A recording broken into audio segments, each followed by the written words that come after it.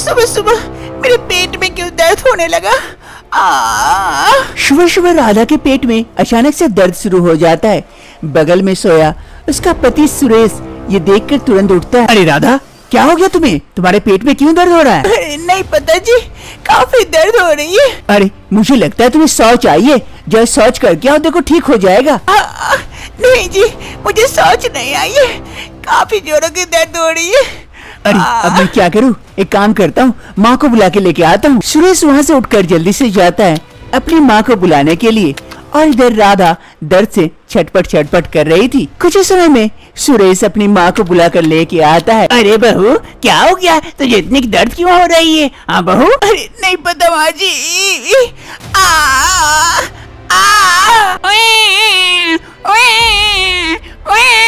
तभी राधा एक बच्चे को जन्म देती है। सभी को ये देखकर आश्चर्यचकित हो जाते हैं। अरे बहू, तू प्रेग्नेंट थी, पहले बताई क्यों नहीं? अचानक से बच्चे जन्म दे दी। अरे माँ जी, ये तो मुझे भी नहीं पता था कि मैं प्रेग्नेंट थी और बच्चा देने वाली हूँ।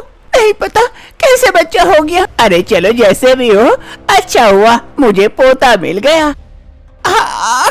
अरे आज फिर से क्यों दर्द होने लगा? कहीं मैं आज भी तो बच्चा नहीं दूंगी। सुरेश उठिए ना। सुरेश उठता है और इधर राधा के पेट में काफी दर्द हो रहा था। कुछ ही समय में राधा फिर से एक बच्चे को जन्म देती है। ये देखकर सुरेश भी आश्चर्यचकित हो जाता है और राधा भी। अरे ये कैसे हो सकता है? तुम हर रोज बच्चा कैसे दे सकती हो? अरे ये तो मुझे भी नहीं पता कि ये कैसे हो रहा है। आखिर राधा हर रोज बच्चा कैसे जन्म दे रही है, जानने के लिए कुछ समय पहले चलते हैं। सुबह का वक्त हो रहा था। सास कमला देवी हॉल में बैठी हुई थी। तभी राधा आती है चाय लेकर। माँ जी, ये लीजिए चाय। अरे बहू, चाय तो हर रोज पिला रही हो। शादी को 2 साल हो गए, लेकिन खुशखबरी अभी तक नहीं मिला। क्या बात है? कहीं तुम बांझ वगैरह तो नहीं हो? अरे माँ जी, ये क्या कह रहे हैं? ऊपर वाला चाहेंगे तो मेरी गोद जरूर भर जाएगी। ये तो मेरे हाथ में नहीं है ना। अरे बहू, खूब समझती हूँ किसके हाथ में है और किसके हाथ में नहीं है। मुझे नहीं पता, जल्द से जल्द मुझे पोता पोती चाहिए, वरना तू ही सोच ले कि अगर तेरी सौतन आए तो तुझे कैसा लगेगा। अरे माँ जी, ये क्या कह रहे हैं आप? अरे हाँ, मैं सही कह रही हूँ। अगर तू बच्चा नहीं दे सकती, मुझे तो पोता पोती चाहिए। कहीं से तो लाऊंगी, बेटे की दूसरी शादी दूंगी, फिर मुझे मिल जाएगा। अब तू ही सोच ले किसके हाथ में है, किसके हाथ में नहीं है। ये कहते हुए कमला देवी वहाँ से उठकर चली जाती है और इधर राधा। अरे माँ जी, ये क्या कह गई? मेरे लिए सौतन लेके आएगी? ऐसा कैसे कर सकती है? अब मैं कैसे करूँ? मेरे हाथ में थोड़ी ना है कि मैं प्रेग्नेंट हो जाऊँ। अब मैं क्या करूँ? ऐसे ही 1 महीना बीत जाते हैं। एक रोज राधा किचन में खाना बना रही थी, तभी उसकी सास वहाँ पहुँचती है। अरे बहू, अरे हाँ माँ जी, कुछ कह रहे हैं? क्या बना रही हो किचन में? बस माँ जी, सब्जियाँ बना रही थी, इसीलिए सब्जियाँ काट रही हूँ। दिन भर और कितना खाना बनाएगी, या फिर कुछ सोची उस बारे में? किस बारे में माँ जी? मुझे पता था तू तो भूल ही जाएगी। नहीं, मुझे ही कुछ करना होगा। मुझे ही सुरेश के लिए किसी अच्छी लड़की को देखना होगा, तभी तू समझ पाएगी, वरना नहीं समझेगी। अरे नहीं माँ जी, ऐसा क्यों कह रहे? मैं तो कोशिश कर रही हूँ। अरे हाँ, तू कोशिश करती रहे बस, और कुछ नहीं हो सकता है तुझे। ये कहते हुए सास वहाँ से चली जाती है और इधर राधा काफी परेशान हो जाती है सास की बातों को सोच कर।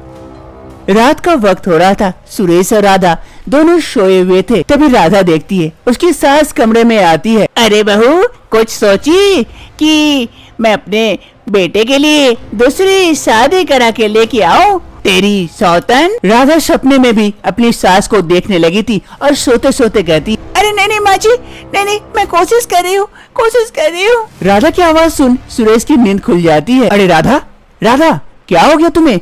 सपने में क्यों बड़बड़ा रही हो? वो कुछ नहीं जी, शायद कोई बुरा सपना देखी थी। चलो ठीक है, सो जाओ। राधा काफी परेशान थी। गांव के रास्ते धीरे धीरे आगे बढ़ रही थी। तभी उसकी नजर पड़ती है कि एक साधु गाय को घास खिला रहे थे। तभी उसके दिमाग में एक बात आती है। अरे मैंने सुना है कि गाय को कुछ खिलाने से वो उसकी इच्छा को पूरी करती है। क्यों ना मैं भी जाके कुछ घास खिला दूं? फिर राधा धीरे धीरे आगे आती है और घास का एक बंडल लेकर गाय को खिलाने लगती है। तभी वो साधु कह उठता है, अरे बेटी क्या हो गया, तुम आज अचानक से गाय को घास खिला रही हो, कोई परेशानी है क्या? अरे बाबा परेशानी है, इसीलिए तो उसका समाधान ढूंढ रही हूँ।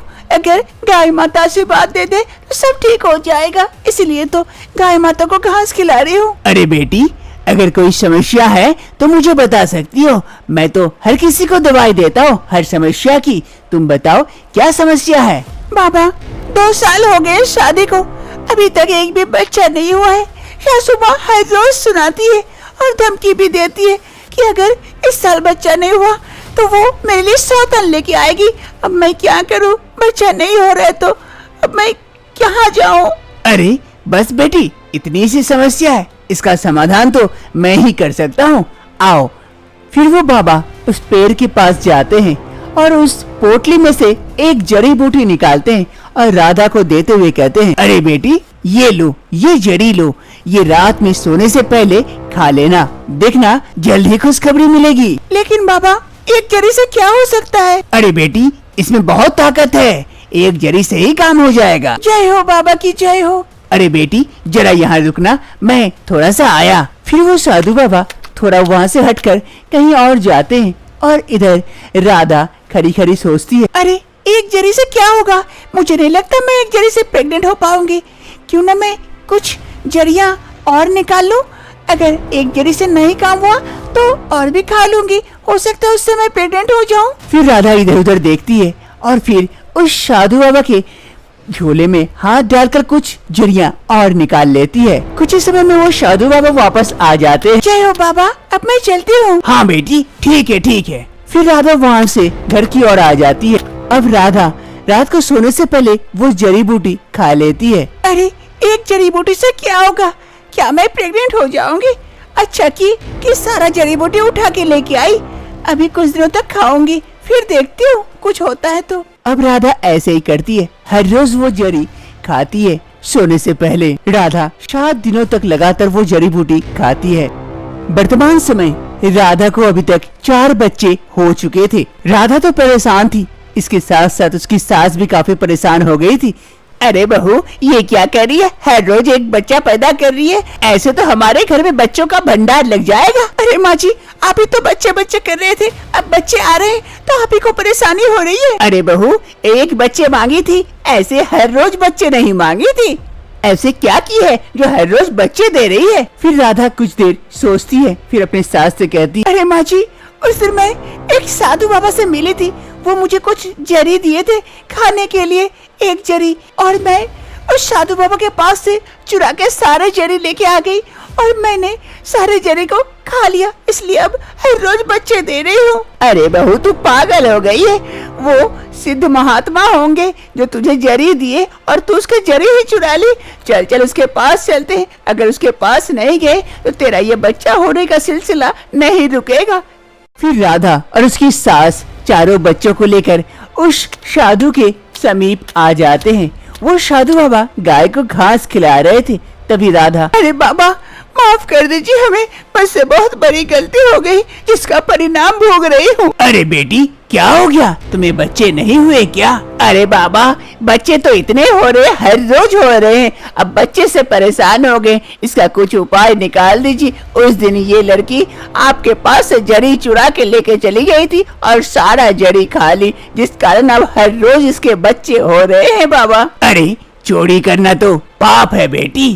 बाबा माफ कर दीजिए, मुझसे गलती हो गई, इसका कोई समाधान निकाल दीजिए बाबा। है बेटी इसका भी समाधान है, लेकिन तुझे भी अब कुर्बानी देनी होगी। कैसी कुर्बानी बाबा? तुझे अपने एक बच्चे को लेकर सारे बच्चे को यहाँ छोड़ देना होगा। लेकिन बाबा कैसे, मैं अपने बच्चे को कैसे छोड़ सकती हूँ यहाँ? यही तो कुर्बानी है बेटी, तुझे एक बच्चा चाहिए था वो मिल गया, अब बाकी बच्चा इस बाबा के पास छोड़ दे। अरे बहू बाबा की बात मान लेते हैं, हमें तो एक ही बच्चा चाहिए था, बाकी बच्चा बाबा को दे देते हैं, इससे तो कम से कम तेरा बच्चा पैदा होना बंद हो जाएगा। फिर राधा राजी हो जाती है अपने बाकी 3 बच्चे को बाबा के पास छोड़ने के लिए। बाकी 3 बच्चे को राधा बाबा के पास छोड़ देती है। उसके बदले बाबा और एक जरी देते हैं।